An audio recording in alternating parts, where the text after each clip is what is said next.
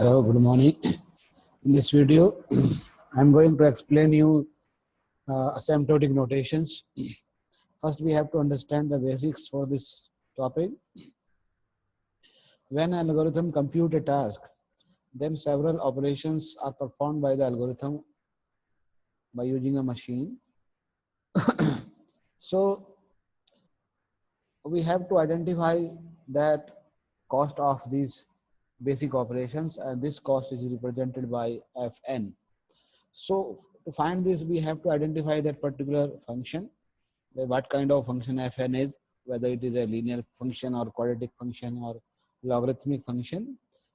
To study that, we have to identify the size of problem, that is n, and we have to count the number of operations in terms of n. It means we have to find the cost of an algorithm in terms of Fn. Now, how we calculate the execution time of an algorithm? The computer takes time to execute Fn operation, that is a Cfn. How we what is C here? Because C is the constant. Because in the computer system there may be variation in speed of different computer. So C is a constant which depend on the machine, what kind of memory is using, what kind of processing speed of the system.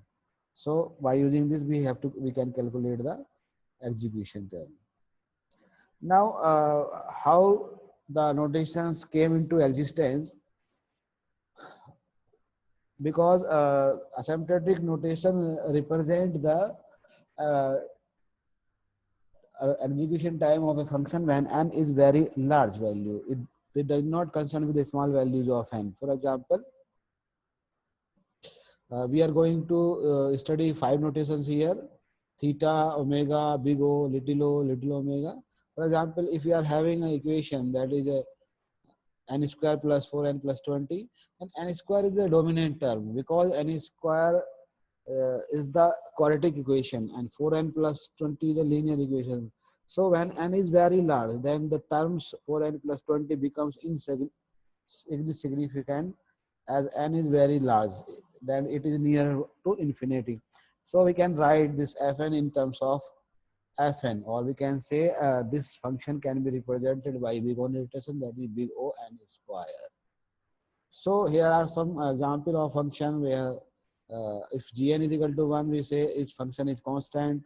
Then we have a log n function, that is a logarithmic. Then if gn is equal to n is a linear function, gn is equal to n log n, that is a combination of two. Gn is equal to n square, which is a quadratic. Gn is equal to 2 to the power, which is exponential.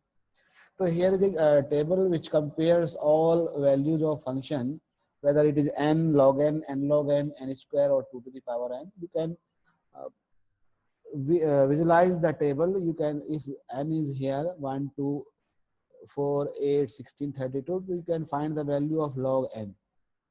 The log n value 0, 1, 2, 3, 4, 5. By comparing two column of this table, you can say log n is a smaller function and n is the larger function. If we compare n log n and n, we can say, you can say when n is going to be the value of n is greater than or equal to 2, you can say n log n is larger function. But when n is equal to 1, you cannot predict the n log n and n. So after when n is going to be greater than or equal to 2, you can say that n log n is a larger function. Then n square is greater than all these functions. It means n square is greater than n log n, because you can see when n is 1, the value of n log n is 0 and n square is 1. But you can compare the column number 3 and column number 4, you can say n square is greater function. When then 2 to the power n is the larger function among all the functions. You can visualize from table, you can see when n is equal to 1, the n square is 1, 2 to the power n is 2. When n is equal to 2, then n square is 4, 2 to the power n is equal to 4. So by this table, you can understand the different relation between these two functions, or you can share this function. Now you can say this graph of these functions are plotted here. You can visualize the graph for n and log n and log n and square to the power. Thank you so much.